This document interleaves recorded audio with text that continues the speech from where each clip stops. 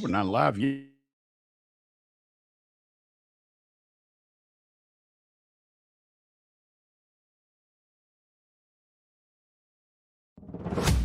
Welcome to the K-State Insiders, your Kansas State sports show. Now, let's head into the studio. Welcome to the Insiders. Tim Fitzgerald, Ryan Gilbert, Cole Carmody, and of course, the man himself, who has never been a geek, Big B, Brien Hanley. We talked about him geeking out on the Big 12 Insiders today. I'm like, I don't think you've ever done that, Big B. I really don't. We really don't. We got a lot of topics to talk about today. We want your questions in the chat. We want to remind you to subscribe to this YouTube channel. Please do so. And of course, we're 50% off right now at Go Powercat. If you're not a subscriber, now is the time. We just had CBS. We're partners with CBS.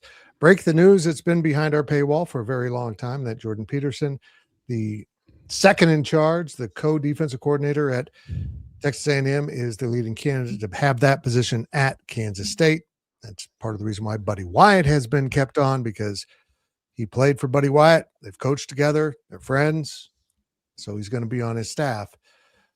We'll see if he comes. And that's a big reason, as I'm going to turn it over here to Ryan Gilbert to do the hosting of the show today.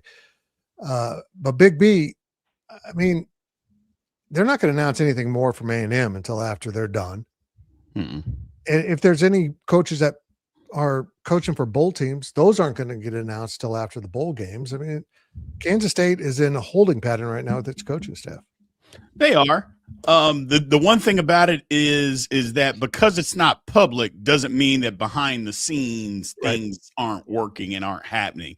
I think sometimes the public thinks that the K-State's is behind and it's stagnant.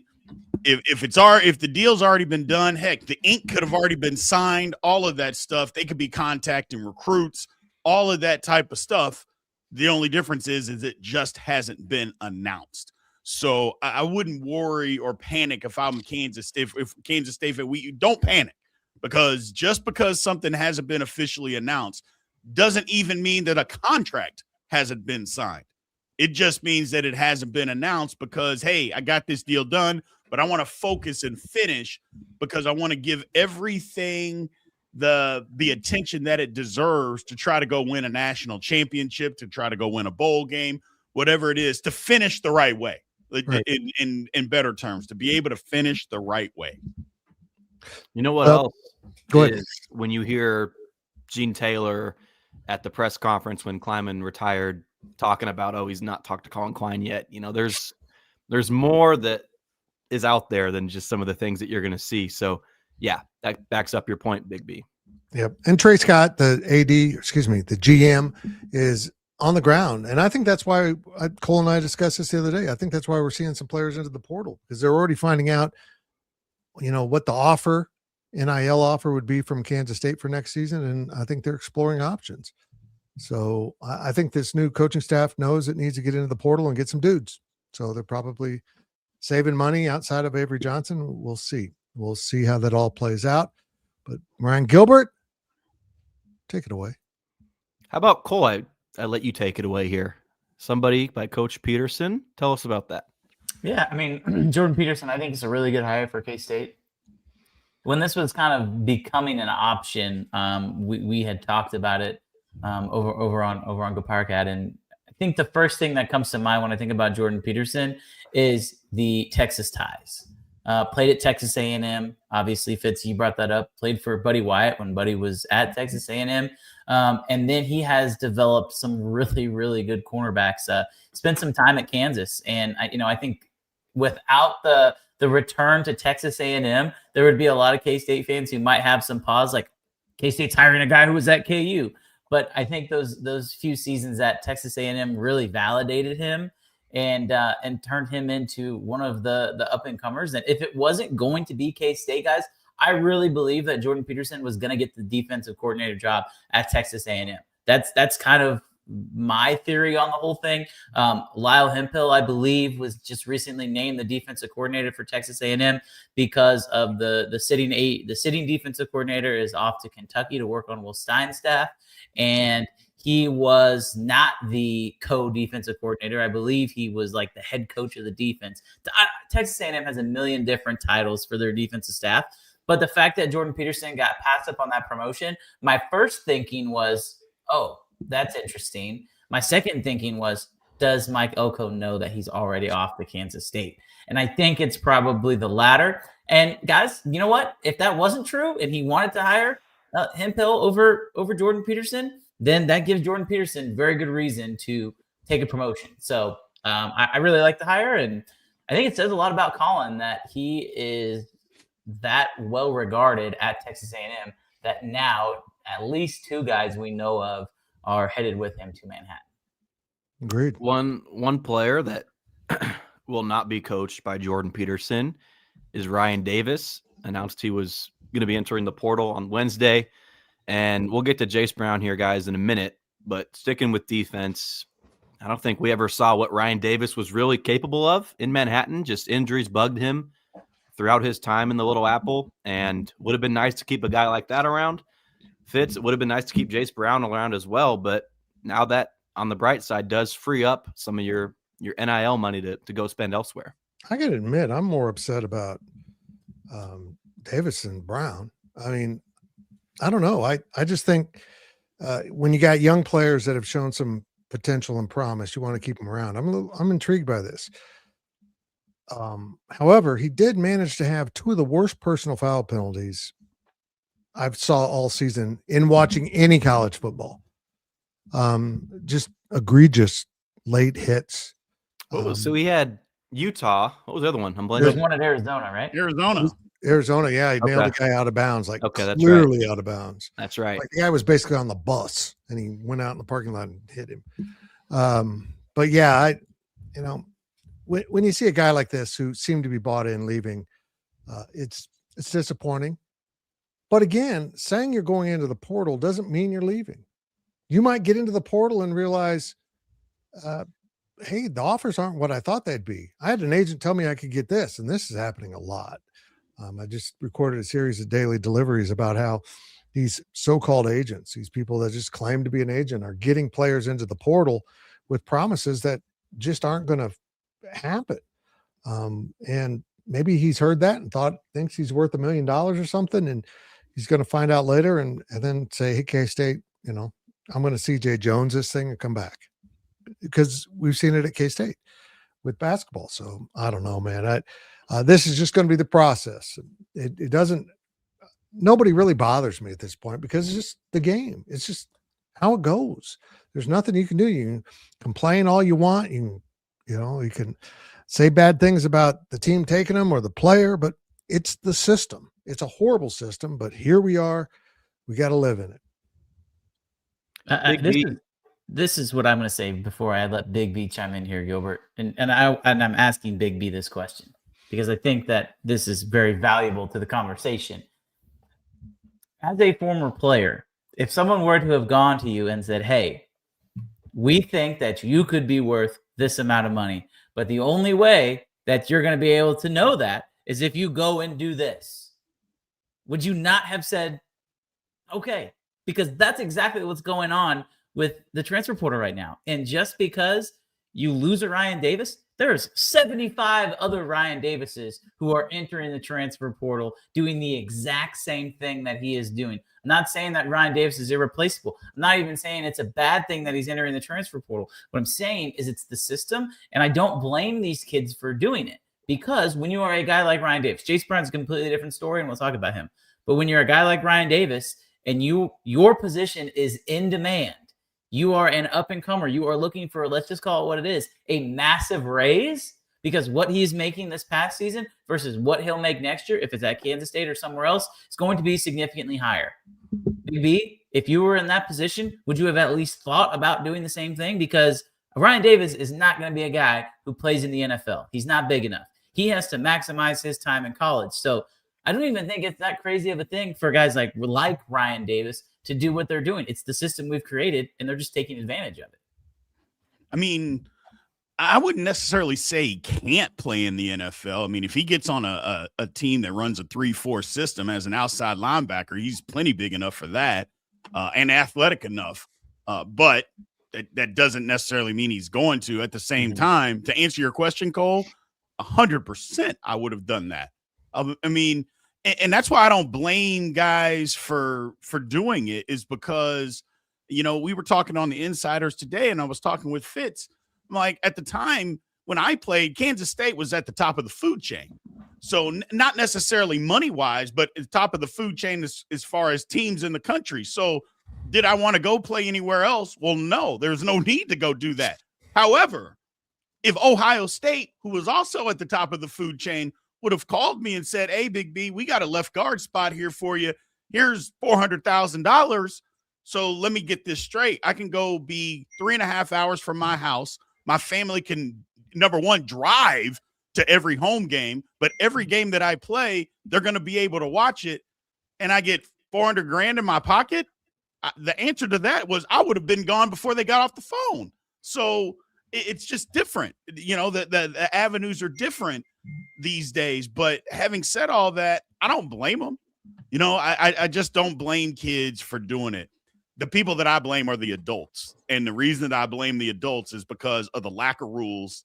And then what Fitz said, the sniveling, the disgusting agents that are out there telling them. And Cole, you're right. The only way you can know is, well, you have to go in the transfer portal. First of all, that's BS, because if you're an agent, your job is to be able to find that out without somebody having to get into the transfer portal. That is literally your job, not to say, oh, hey, you might be able to get this, but the only way you can do it, you got to get in the portal. So you're telling me as a kid, I got to give up my chance at the school that I'm currently at and give up my position, because a lot of these schools are like, you jump in the portal, it's goodbye. So I got to give that up for a possibility, when also if I do just a little bit of research as a player and know that half the people that jump into the portal either have to take a step down or never come out. I don't know. It's wild. It's just, it's different. I don't blame kids, but at the same time, you got to deal with the consequences. And whether you're a kid, a young adult, whatever, there's consequences to every action, good or bad. So you make your choices, but don't be upset if the choice doesn't work out in your favor. If you guys remember back to Big 12 Media Days, Fitz and Big B and John, we were down there with Go Power Cat. Ryan Davis was the man, and he was getting all of the hype from his teammates, from Kleiman. So, yeah, you guys talked about, you're kind of seeing if the grass is going to be greener. But this was one that was definitely a surprise in our eyes. I don't want to say it came out of left field, because this is the Wild West. Everybody's leaving nowadays, it seems like. But Fitz, one that was not a surprise to us was Jayce Brown. We're not saying he was gone 100%, but last year there were rumblings, the NFL, the portal, who knows what's next for Jayce Brown, but it always felt like this was maybe a tad bit inevitable for Brown to leave. I'm happy for him. He thinks he's worth more money than what K-State is offering him. Go get it, man. If you're really worth it, you'll get it. Man, I believe he thinks he's going to play at the highest level, the SEC or Big Ten. Go get it, man. Go. I hope you get that, because you've left a good situation. You were probably going to go into the record books at Kansas State. You're probably going to have historic standing at Kansas State. But, you know, I get it. If the money's really there, and I hope it is for him, because we've got these agents, there's no governance over them, because there's no governance over the whole system right now of portal and NIL, and it's just a mess. And so these carpetbaggers are out there saying, hey, you're going to get this much money, go into the portal. They have no clue. They haven't talked to any programs. No program saying, yeah, go find us a DN, just offer everyone $1 million. No one's doing that. These guys are pulling numbers out of thin air to trick you into being a client. And then if you get screwed and you don't make nearly as much money as they said, we'll deal with that later. But I got you. So I hope Jayce gets everything he wants and deserves. And I hope this leads to a long NFL career like it might have done for Will Howard. Mr. Carmody, do you think that this impacts Avery Johnson's status moving forward in any way. I'm happy you asked me that question because, I think that there is a notion out there that Avery Johnson and Jayce Brown, thick as thieves, right? Like I don't necessarily think that notion is 100% correct. Like, let's be honest, guys. Like, they live together and they're roommates. We've all lived with somebody who maybe we're not the biggest fans of. Maybe that person is sitting right next to me on the screen right now. I'm not saying that I don't like Ryan Gilbert. You don't like D'Artagnan? He doesn't like D'Artagnan. No, I'm not saying that. I'm also not saying that Avery and Jayce didn't have a great relationship because I do believe they're very good friends. But I don't believe that Jayce Brown entering the transfer portal is because he knew that Avery Johnson was going to leave Kansas State, right? Like, there's a lot of people who are jumping from A to Z out there with these kind of announcements, and that's just simply not true. And, I think Avery is going to make his own decision. And yeah, when your number one wide receiver leaves, that probably plays a little bit into it. But let's be honest, guys, Avery and Jayce are two completely different people. And that's nothing against Jayce Brown. It's more of an indictment as to how good of a kid that Avery Johnson is. I mean, if Avery decides to play at Kansas State next year, he is going to become the all-time leading touchdown passer in school history. He will be a 3-year starter and go down as one of the better quarterbacks, regardless of what happens next year, and one of the most loyal players to ever play at Kansas State. So, again, that's a big if, right, in today's era of college football. But to answer your question, no. Like, I think the only way that it would affect Avery's decision is if he says, okay, well, I don't have any receivers here. And if what we're hearing about Kansas State's talent acquisition is true, they are going to be very competitive players in the transfer portal. So I wouldn't worry about it until you have to worry about it. If Jayce Brown and Avery Johnson end up at the same school, that's a different conversation. But Big B, I know you follow the NFL as much as anybody. Do you think Jayce Brown realistically has a chance, not even this year, but in the future, to be a starting wideout, not a wide receiver one in the NFL, but a starting wideout in the NFL? Absolutely. I mean, he's got to get better. Don't get me wrong. He's got to get better. But I think a lot of that may have had to do with the route tree he was being asked to run. Yeah. So you can only run the routes that plays are being called for, but he absolutely has the chance. I don't know that he's that guy now, but I know for a fact that if he entered his name into the draft, he's going to go run a good 40 time. He's not getting drafted less than the 4th round. I know that absolutely. Now, does that mean that he plays a lot next year? I don't know, but he could go and do that for sure. My thing is that he left. There were rumors about him leaving. Maybe an agent doesn't necessarily know how much money that he can go get, but we follow college football. There's a lot of money out there for Jayce Brown to get, whether we know it 100% or not. You can't tell me that he can't go with what he's done at Kansas State. We've seen guys have lesser stats at worse universities get big money to go bigger places. So we see it all the time. So if you're saying that if people are just believing that Jayce Brown can't get money, you're lying to yourself. He absolutely can go get some more money. I have no idea what he's getting at Kansas State, but I'm willing to bet there's other schools out there that are willing to pay more because they have more. Yep. He can go get that if he chooses to do that. So we'll see all of that. I don't know. To me, and this is just me as a guy, to start your NFL clock, if I could go do that and go learn NFL football, go learn NFL routes, be coached by an NFL receivers coach and get in an NFL offense and make good money, I would rather do that than go to college. That's just me talking as a former football player. I would rather go do that before I went back to college. And I don't want to be in class, but I have to go to class and all. And I'm not saying that he doesn't or anything about his academic side. I don't know any of it. I'm just talking about strictly as a football player. I'd rather go do that than I would be in college. But that's just me.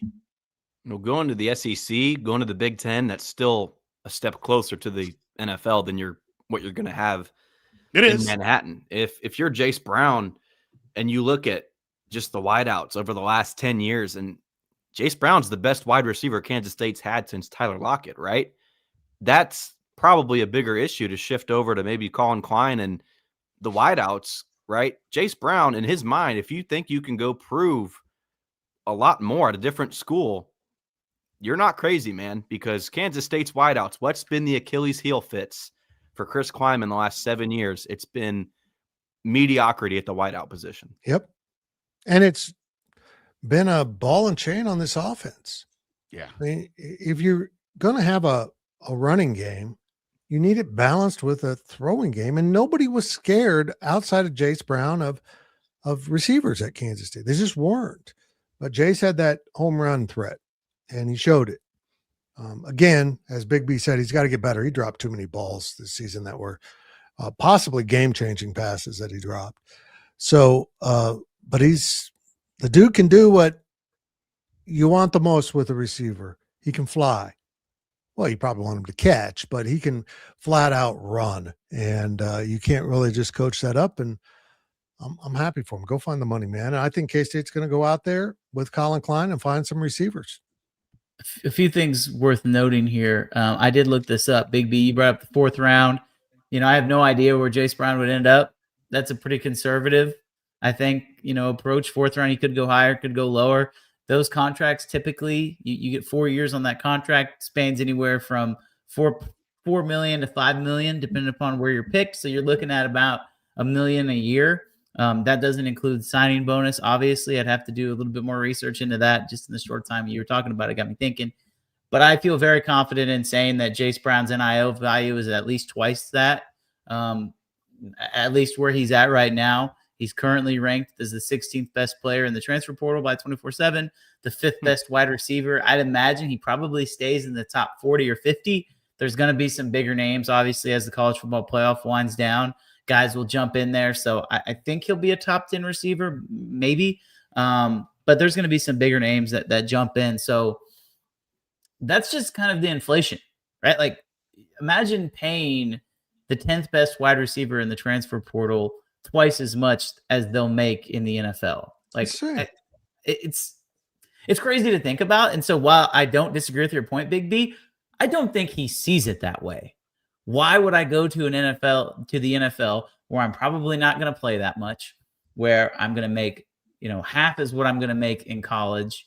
And oh yeah, I get to be around a college campus for another year where it's a little bit easier. I don't have to work as much. Not just a Jayce thing, but just these guys who stay in college for forever. TJ Finley is applying for his 7th year of eligibility, trying to get to his 8th school. Like, what are we doing? So that's why these guys stay in college, and we've created the system. We got to live with it. But like you guys said, I think K-State, I think they're well positioned. I think they're going to try and get after it. One guy who I do want to bring up, since we're talking about wide receivers, Joshua Manning from Missouri, announced he was going to enter the transfer portal. Was a big-time recruit out of Lee Summit High School. There's an infamous photo on the internet of him and Avery Johnson together. That's a guy I think K-State might try and go get, just based off of the quarterback-wide receiver connection. Colin Klein obviously recruited him. It was a big deal when he committed to Mizzou. There's a viral video of the entire Missouri football staff jumping up and down and going crazy after he committed. So if you remember and follow recruiting, go look that up. I think it's pretty interesting. I don't know. It's just a hunch. It seems like a guy K-State might try and go get. So, but yeah, that's kind of on the topic of wide receivers. So I thought I'd throw that in there. But he's not Jayce Brown. He's struggling a little bit. Completely different player. And he's a completely different player too. Yep. Where would he rank on that list if he is on it? Do you have it pulled up, Cole? Yes. So Joshua Manning, I believe, let me look here. So Jayce Brown, like I said, is the 5th best wide receiver in the class. Joshua Manning is the 18th as of this entry. So quite a bit down there. I think he had a little over 300 yards at Missouri this year, was about a 4 or 5 catch guy a game, but he's more of an outside receiver. Jayce was more of that inside receiver. Very similar profile to Jerron Tibbs when K-State took him last year. A lot of wide receiver talk, guys. Let's get Big B into this. When you hear Colin Klein talking about not visiting physicality, but living in that as an offensive lineman, that's where you're going to win. How exciting is that for someone like you, Big B, to hear those words? I love it. I mean, because that's where we struggled the last 2 years. I mean, we weren't physical. We just weren't. Guys couldn't block in space, and definitely couldn't block and be physical blocking in space. That's something that Kansas State has had, and we talked about it several times. That's where Kansas State always had an advantage, is because you had the offensive lines that can block people, that can move people, even when the schematic. Well, I shouldn't say the schematic. When the player advantage was different. If you got offensive linemen, I don't care who you are. If you got offensive linemen, guys can run behind that. If there's open holes, guys can run the football. If you got protection, you can throw it. And so that is always the difference. I know that sounds, well, Big B, you're just an old line homer. Okay, fine. Well, go find me a good football team that's got a bad offensive line. Just tell me one that has a bad offensive line that is a good football team. You're going to be hard-pressed to find that, and that's the difference. And especially in college, you got to have it. You just got to have it. And to say that we're going to get back to being a physical football team, I just think that what Colin Klein's going to bring, the physicality, because he knows he's got the schematics on his side. That's my thing, is that, we're going to play physical because I need to go get some guys that can block, because the schematics, I got that covered. And that, to me, is why I'm so excited, is because when you got the schematics and then you get the guys that can actually do what you want to do, you're a dangerous football team, people. Agreed. Quay Moss entered the portal early on.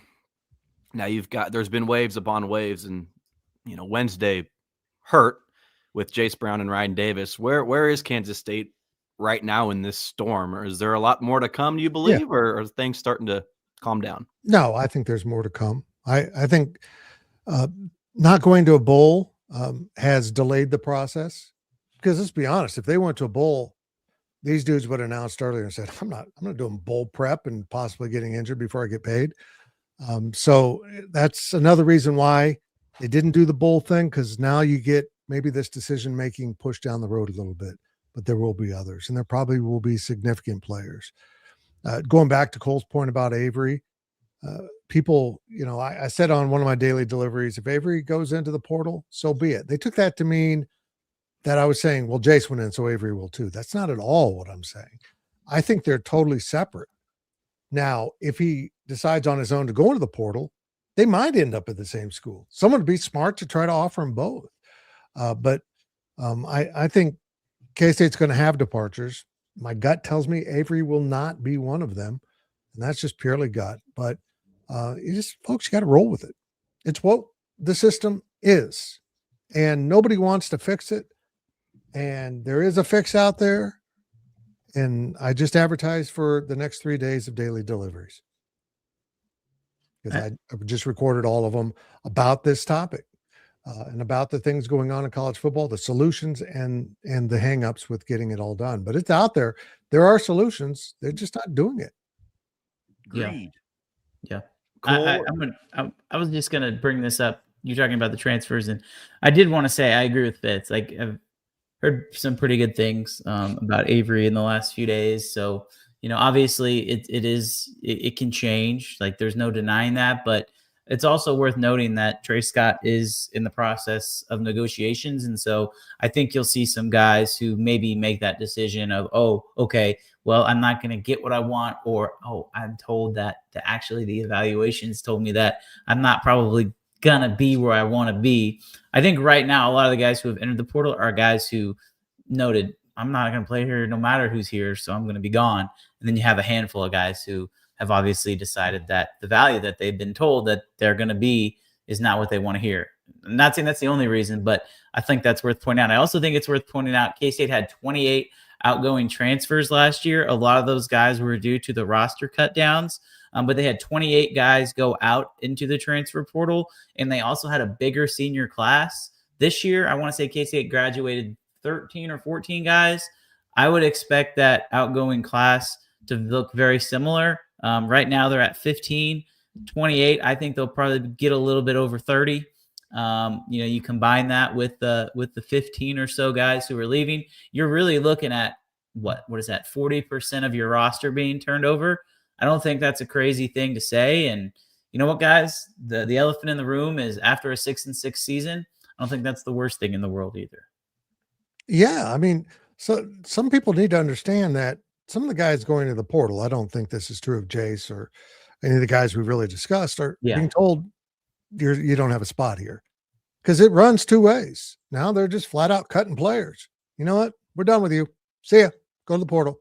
And that happened with some dudes last year. I know that. And, you know, of course, as you mentioned, they had K-State cut down to 105 like they were told to do.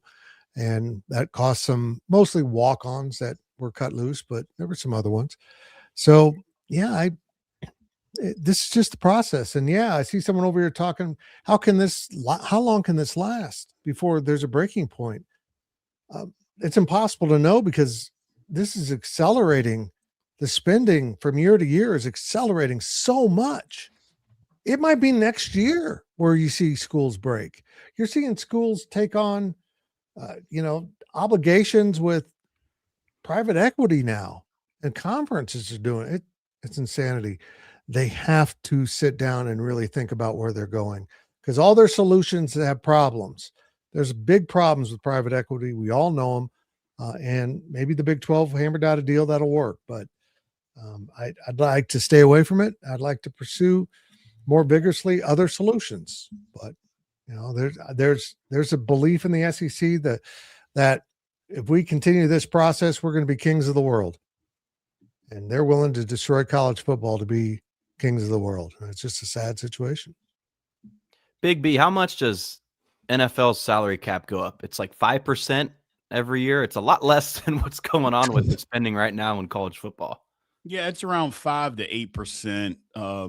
It depends on the revenue, 8% right? is high, actually. It's more like 4 to 6 that it goes up every year. But the difference is that you're talking about in the hundreds of millions of dollars that it goes up, or that it's currently at. So, you know, it went up. I think it was like 284 million or something about that this year. You can't compare college to pro when you're talking about money, because the contracts and stuff like that are through the roof when it comes to NFL spending.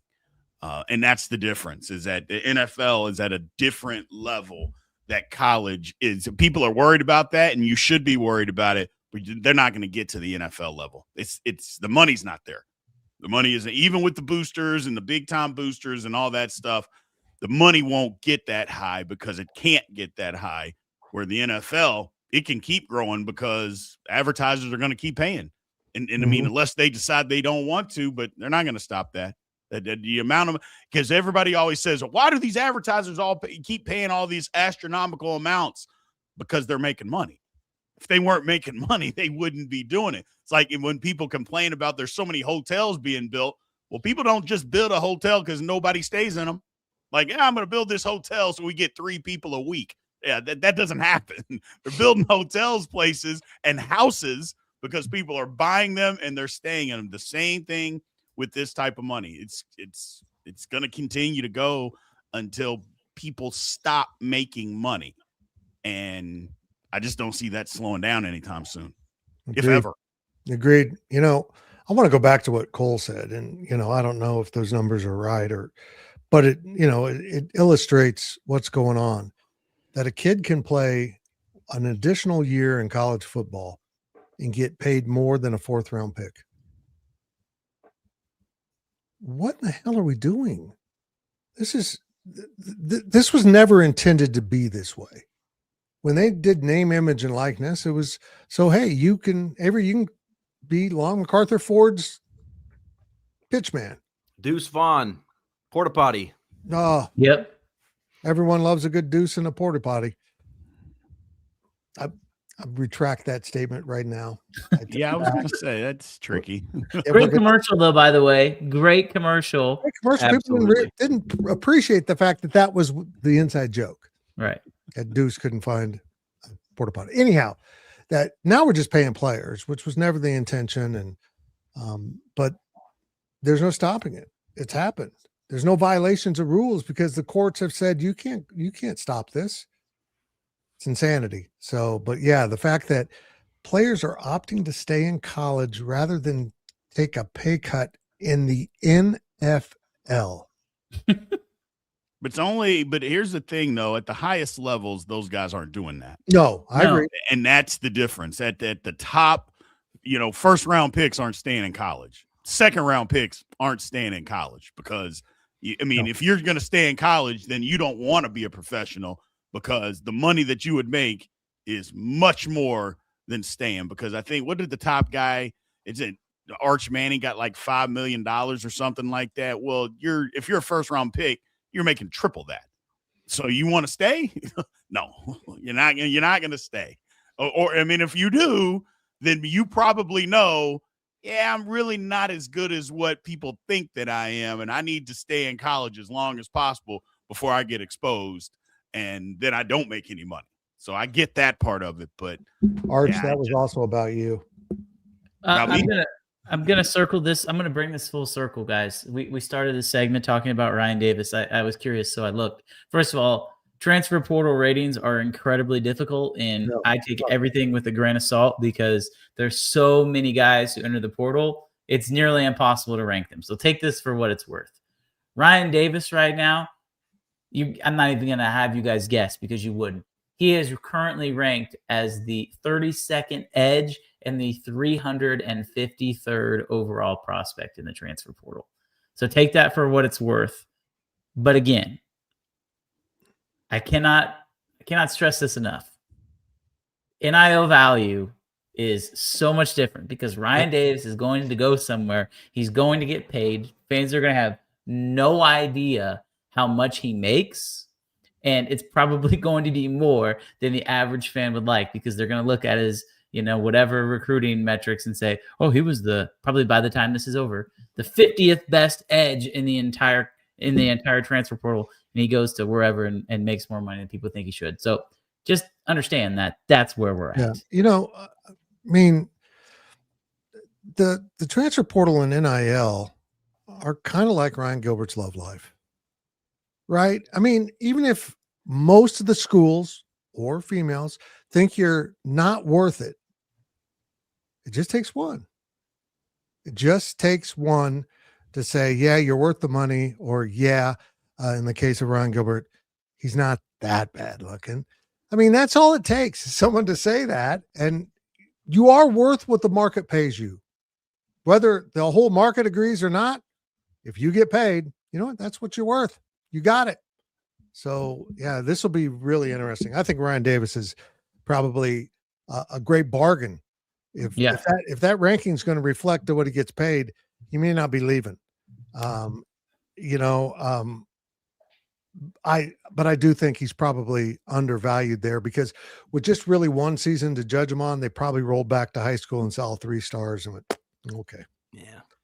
Kansas State was, I believe, his only power school offer, right? Yep. Like Washington State and some schools like that. So I'm impressed with, Big B's talking about hotels and Fitcher talking about my love life. I don't think we had an analogy from Cole yet. You're slacking, brother, but yet we got time left. I want to bring up an old comment here from about 10, 15 minutes ago. Okay. Avery Johnson's important. I think we've talked about that enough, but Kansas State was 6-6 this past season. Where does Avery rank, Cole, on your list of players that are still available to come back? Because maybe even higher would be Austin Romaine. Yeah, I think right now for Colin Klein, for me it's different, but for Colin Klein, I think Avery Johnson #1. Point blank, period. And they're going to do everything they can to try and get him back. I think for me, I would think Avery would be #1. Now, with that being said, if Avery Johnson enters the transfer portal, guess what? You're going to find a way to go get another quarterback. And I would expect K-State to try and invest in the transfer portal in that market too. So, I think to answer your question, Ryan, he's #1. Beyond him, guys, Zayshawn Rich at the cornerback position, I think probably ranks up there. I would say Austin Romaine, but again, he's a 1-year guy. And so I get Avery Johnson's a 1-year guy, but he's the quarterback. Austin Romaine's the quarterback of the defense, so maybe I'm undervaluing that. But again, I look at what this team wants to become, and I think having Avery Johnson is very important for Colin Klein next year if this team wants to be a competitor in the Big 12. If they are going to be in a rebuild mode, then maybe Avery Johnson doesn't stick around. But if this is a team that wants to win right away, guys, I'm just going to say it. Go look at the schedule. That's all on the table. We'll have the whole rest of the year to talk about that. But if they want to compete for a Big 12 championship next year, having a guy who has some familiarity with the coach, I think is just as important as anything else. So that's why my answer is number 1 for Avery Johnson. Big B, you concur? You can't live in physicality. You get rid of your starting middle linebacker. That's a good point. That would be my thing. I mean, I like Avery, but here's the thing. There are other programs in this country. Now, K-State fans their head's going to explode, but there are other programs that do very well in college football that change their quarterback every year. Now, we don't want to be that program, but it's done. I've seen it done a lot, and teams are very successful in doing it. I don't think that's necessarily sustainable because the year you miss is the year your team is going to stink. But starting out 1 year, if you had to go get a quarterback, Colin Klein is the new head coach. You're telling me there's not somebody out there that wouldn't want to come to Kansas State and play quarterback? There absolutely would be. Is he better than Avery? I don't know. I would be ventured to say that there's quarterbacks that are available that are better than him, but that doesn't mean that you want us to do that. And that's the slippery slope of the whole transfer portal. Is like, do you want to go get somebody else? No. But I also agree with Fitz. If he wants to leave, that's why I don't think it's number 1. Because if he wants to leave, okay, great. I'm going to go get a quarterback. Because the one thing that I know for an absolute fact, Kansas State is going to have a good quarterback on their football team next year. And it doesn't matter who it is, they're going to have a good one. Do we want it to be Avery? Sure we do. But we can live if it's not, because we're going to be able to get a good one. I think you trust Colin Klein to make that decision, right? Right. Absolutely. That's what this comes down to. Yeah, absolutely. And look, if they have to go get a quarterback and they don't find exactly what they want, they'll bring in a veteran to push the young guys. Yep. If Avery leaves, there's going to be a competition. They're not just going to give it to someone off the street.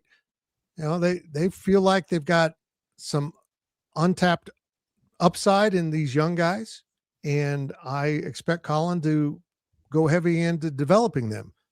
I mean, Blake Barnett is Colin, but in a shorter body, and I think he's going to love him. I mean, he recruited him, but yeah, I'm not too worried about it, and I do agree. Austin Romaine, I guess, if I had to prioritize, would be above Avery. It's crazy to say. What's really amazing is the guys we're talking about, Jayce and Avery and Austin, same recruiting class, all played as true freshmen. And Dylan Edwards is in that mix too, same recruiting class, even though he went to Colorado. That was a golden year for K-State recruiting. And this is precisely why you need to hang on to dudes. You got to hang on to them at this point. Hey, do you know who the lead recruiter was in that class? It would be Colin Klein. What a shocker. What a shocker. Fitz, if you had one Go Power Cat employee that you just really wanted to keep, who you picking? Oh, it's my wife. She's not technically an employee, but she is one of the, she's on the corporate stuff. So she's on corporate Go Power Cat. I'm very scared of her. You can't just put me on the spot like that. Gilbert, are we going to talk if you're fishing for a compliment, you have done an outstanding job. I was going to ask Gilbert, if I'm assuming we're going to get into some hoops conversations here.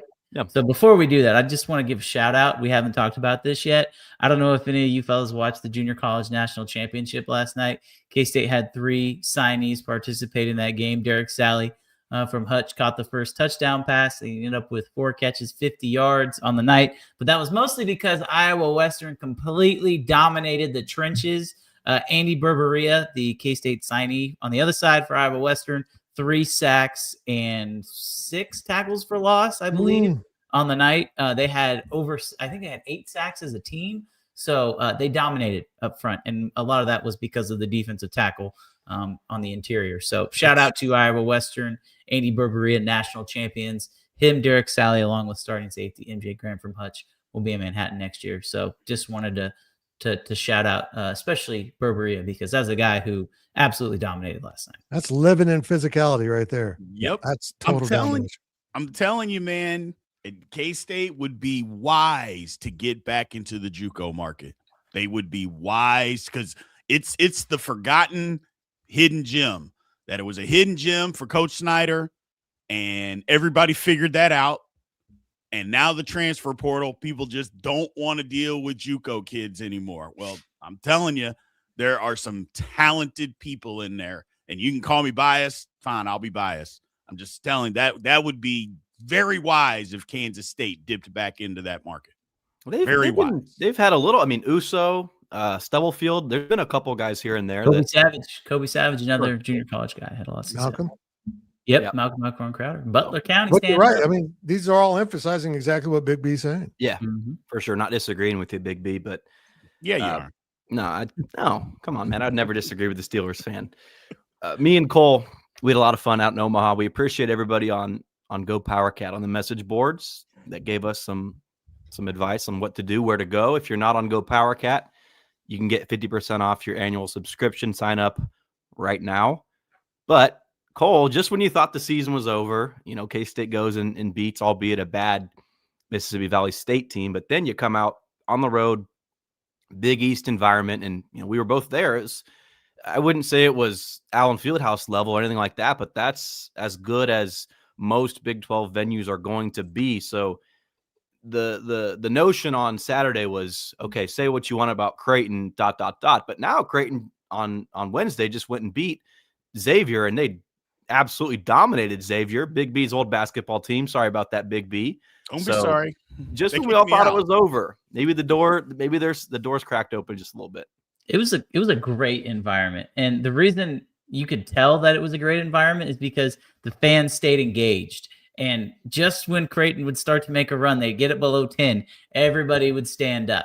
That's obviously a community that knows how to support a basketball team. But yeah, when they got it down to, what was it, 3 at one point in the second half, you're like, oh boy, this is really, really going to be a nail biter. And I give a lot of credit to Creighton because you're right. I think in the moment we look at it as like, oh, that's not good. K-State just almost blew a lead. And yeah, they weren't making shots in the second half. But I think it said a lot about them that they were able to, fend off that comeback and still win it at the end, right? And especially after what Creighton just did, let's not say that they beat them by 40. They blew them out on their home court.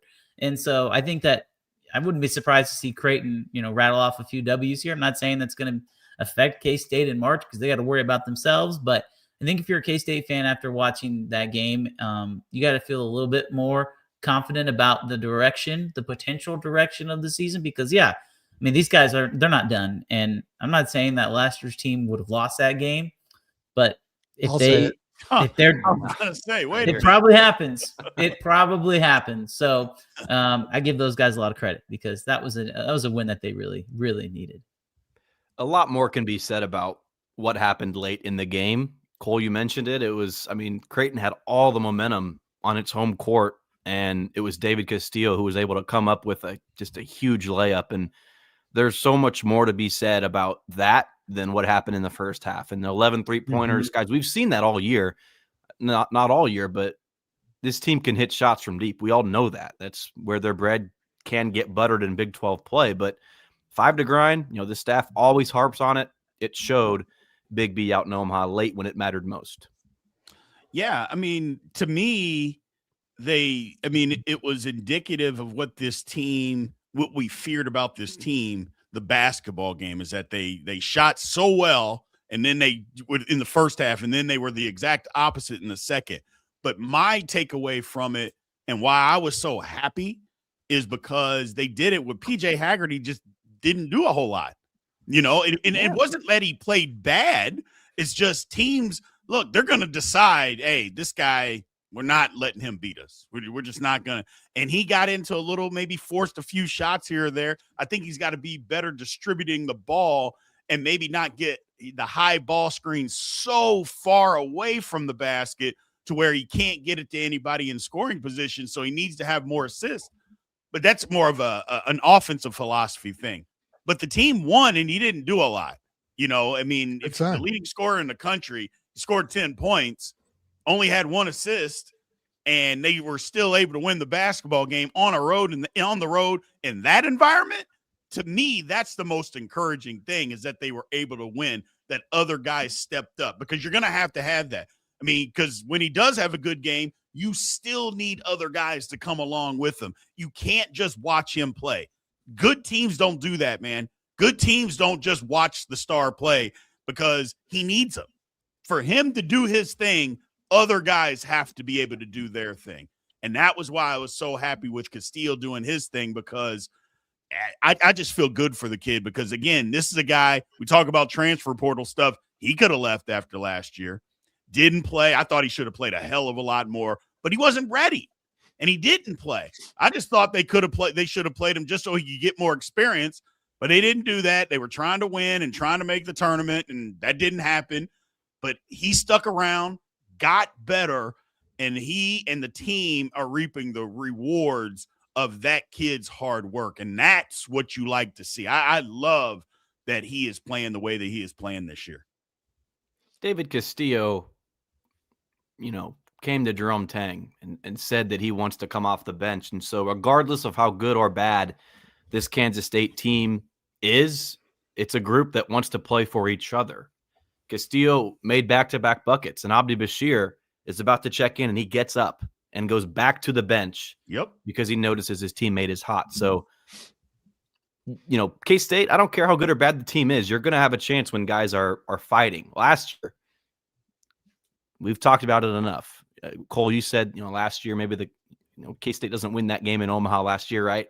When your leaders are Coleman Hawkins and Doug McDaniel, that couldn't be further away from, Haggerty, Johnson, Bashir, Castillo. I think Castillo, honestly, even though he's not a starter, he's the second leading scorer on the team. He's the one that knows what Jerome Tang expects game in and game out in practice, in the weight room. I think David Castillo, with what he does, I think he might be the leader of this team, Fitz. He's emerging that way, isn't he? The team responded to him. The team seems to love him. What I love about what Bashir did is he sent a message to Jerome Tang. When I'm cooking, don't call me out of the kitchen. Just leave me in there. There's your reference again, or your analogy. And he's right, because Jerome Tang does that once in a while. Oh, you made 4 shots in a row. We better get you out. Just sometimes there's a lot going on for a coach. But, yeah, the advancements Castillo's made has been unbelievable. Did I ever expect him to be the playmaker at the buzzer? No. Or like late in the game? Not really. Not at this point, but here he is. And he's making this team better. And I'm going to pick up on Big B, though, that when you can win that way without PJ Haggerty having a night, you're getting better as a team. Yep. Now, they have to figure out the offensive-defensive balance, because right now their offense is cook and coast. They absolutely cook for a half, and then, we're good. We're up by 20 at halftime. Well, we got this one, and you don't have it won, guys. They could have lost that game if a couple guys, including Castillo, didn't step up at the end and get it done. But keep in mind, during a big chunk of that run for Creighton, he was not on the floor, which, again, I think you can question sometimes the lineups that Jerome Tang puts on the floor and keeps on the floor through different situations. I think that he's played himself into that crunch time role, guys. Right. It's not about starting. It's about being on the floor. And if you're behind, you'll probably have Bashir out there too. But if you're holding on to a lead, you can't have Bashir out there. The defense is too bad. No, you can't. And I think the thing that makes David such a good player is his ability to play very similarly. English is hard.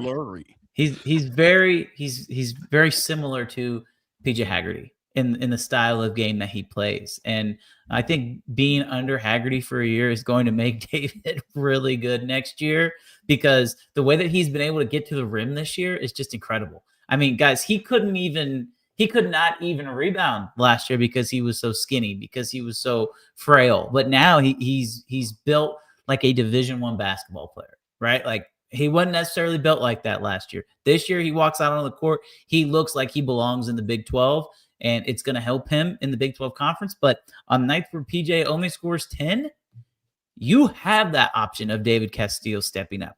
And there was a debate on our message boards about who's better, David Castillo or PJ Haggerty. I'm not ready to go there because I think PJ Haggerty is an All-American for a reason. There's going to be games, guys, where PJ scores 25 and it's the PJ Haggerty show and K-State wins. But there's also going to be games now that we've seen where if he scores 10 points, you have a complement of weapons who can step up. And last year, what did we say? Coleman Hawkins and Doug McDaniel have to be good for this team to win. PJ Haggerty, they told themselves, guys, PJ Haggerty doesn't have to be that good in case they can still win. I think that's why it's so exciting. And PJ Haggerty trying to draw the foul. Just score. Go score, man. The fouls will come. He's gotten too focused on picking up fouls. Just go play, man. And I think there was a step in the right direction, though, on Saturday, Fitz, with just not trying to be a foul merchant, as some might say. Yeah. But Haggerty's, his stock went up. His market price went up after Saturday.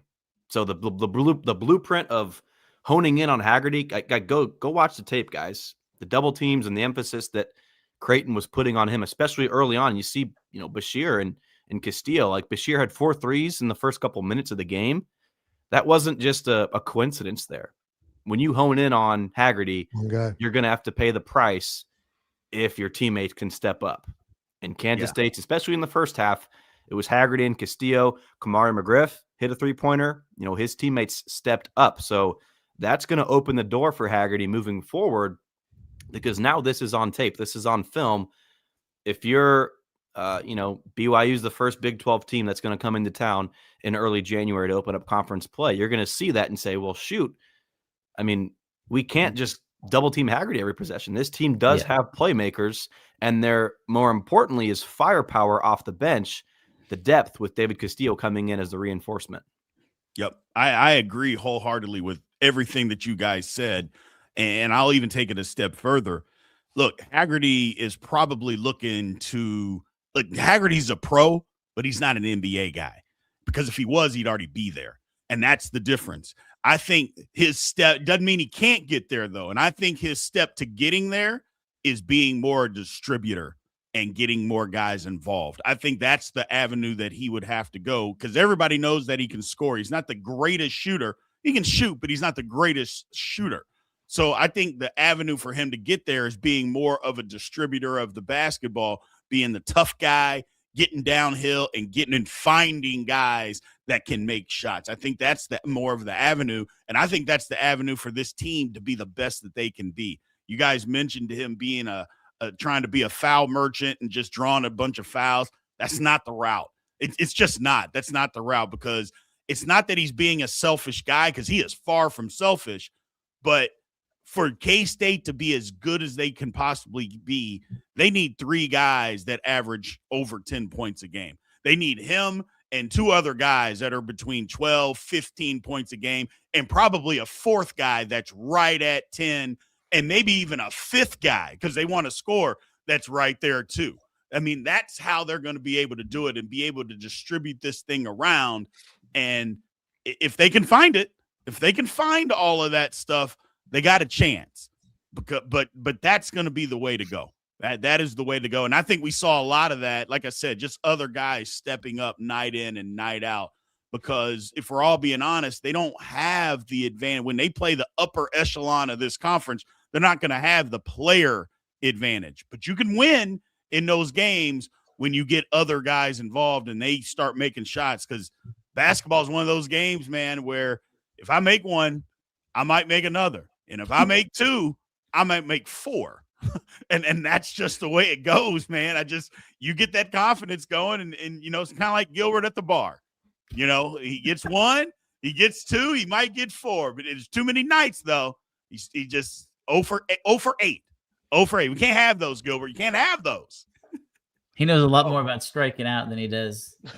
I apologize. But you can never let the fear of striking out keep you from playing the game. Yeah, absolutely. Keep swinging. That's right. Yep, you're never going to hit a home run if you watch all the pitches. That's right. Fitz, I'll let you wrap up here, but one last comment. Moby is in a boot. Jerome Tang didn't really have much of an update after the Creighton game on Saturday, but he's in a boot. That's the first time a K-State player has ever been in a boot in Manhattan. Shout out to Taj Manning. Can we give Taj Manning some love?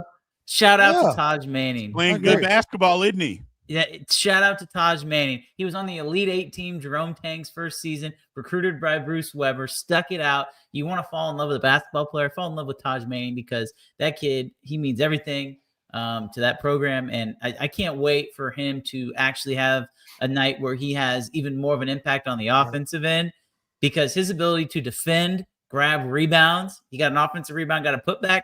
He's going to have an impact in one of these games. And you miss having Moby out there, but I think Taj provides a lot with what he's doing right now. And credit to that kid, because he's worked his ass off. That kid loves Kansas State. We appreciate you watching the Insiders.